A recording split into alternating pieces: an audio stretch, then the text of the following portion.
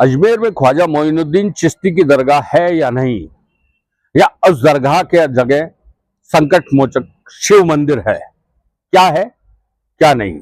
लेकिन एक ऐसा बात देश के अंदर छिड़ चुकी है, क्योंकि ख्वाजा मोइनुद्दीन चिश्ती की जो दरगाह अजमेर में है उसके बारे में देश ही नहीं बल्कि दुनिया भर के अंदर लोगों की एक विश्वास है। और प्रधानमंत्री जब भी रहे देश के, आज के प्रधानमंत्री भी वहां चढ़ाने के लिए चादर भेजा करते हैं। वहां के जो सेवादार हैं, चिश्ती जो हैं, वो भी इस बात को मान रहे हैं। लेकिन एक याचिका दायर की गई थी, याचिका दायर करके ये कहा गया था कि ख्वाजा मोइनुद्दीन चिश्ती की दरगाह के नीचे ये मंदिर तोड़कर दरगाह बनाई गई है, और उस जगह जो मंदिर था वो शिव मंदिर था, जिसे संकट मोचक शिव मंदिर कहा जाता है। मामला निचली अदालत में गया, अदालत ने उसको याचिका को स्वीकार कर लिया, और याचिका को स्वीकार करने के बाद में वो एक उसमें उसका पता सर्वे का पता करने के लिए कि सर्वे करके ये पता किया जाए कि इसका वास्तव में एग्जिस्टेंस क्या था, इसका अस्तित्व क्या था, क्या इसमें मंदिर था या मस्जिद का निर्माण बनाया गया। क्योंकि आप देखिए अजमेर का जो शासक रहा है, बहादुर शासक रहा है पृथ्वीराज चौहान, उस जमाने के अंदर ये तो मान के चलिए आप कि वहां मंदिर ही हो सकता था, जैसा वो लोगों की मान्यता है। एक जज की पुरानी एक किताब का इसमें एविडेंस भी दिया गया है, जिसके अंदर बताया गया है कि इसका मंदिर को कैसे तोड़ा गया, किस तरीके से वहां किया गया, बुलंद दरवाजे का जो निर्माण किया गया, उसके अंदर जैन धर्मावलंबी और उनकी संस्कृति के हिसाब से सारी चीजें थी जिन्हें बदला गया, और वहां एक स्थिति बनी। अब निचली अदालत 20 दिसंबर को इस मामले में सुनवाई करेगी। राज्य के जो एजुकेशन मिनिस्टर हैं मदन दिलावर, उन्होंने कहा कि सर्वे होना चाहिए, पता किया जाए, अस्तित्व सामने आ जाएगा क्या है क्या नहीं है, तो इसमें किसी को आपत्ति होनी ही नहीं चाहिए। वासुदेव देवनानी जो विधानसभा अध्यक्ष है, उन्होंने भी कुछ इसी तरीके की बात कही। इसके बाद कपिल सिब्बल जो कांग्रेस के बड़े नेता हैं, उन्होंने कोर्ट के फैसले पर आपत्ति जाहिर कर दी है। इधर ओवैसी भी बिलबिला रहे हैं इस बात को लेकर कि ये एक सोची समझी साजिश के तहत सारा हो रहा है।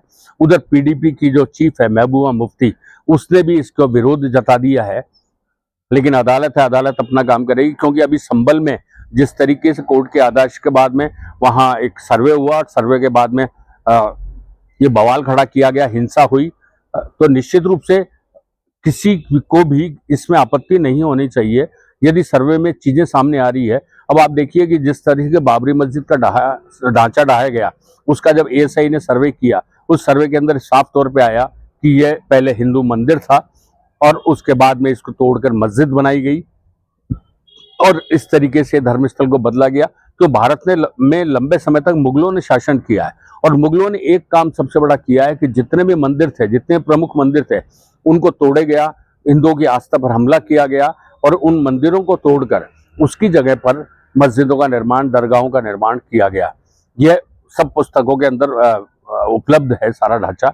लेकिन अजमेर की दरगाह शरीफ के मामले ने अब राजस्थान के अंदर एक आग लगा दी है, क्योंकि आप देखिए ज्ञानव्यापी मस्जिद के मामले में सर्वे का चल रहा है, जो काशी की मस्जिद है या काशी विश्वनाथ की जो जमीन है, पूरा मंदिर का परिसर है, उससे सटता हुआ ही उसी परिसर का एक हिस्सा है जिसमें एक मस्जिद बनाई गई, जिसे ज्ञानव्यापी मस्जिद कहते हैं।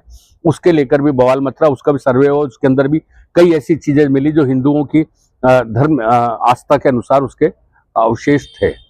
इसके अलावा अब आप देखिए काशी मथुरा के अंदर भी यही स्थितियां चल रही है, धार के अंदर भी ये चल रहा है मामला, और अब ये संभल में के बाद में अब दरगाह शरीफ अजमेर का मामला भी खड़ा हो गया, जो निश्चित रूप से एक बहुत बड़ी राजस्थान के अंदर आवाज बनेगा अब इस बारे में, कि क्योंकि यह अब कोर्ट के आदेश देता है उसके फैसले के ऊपर ही सारा होगा।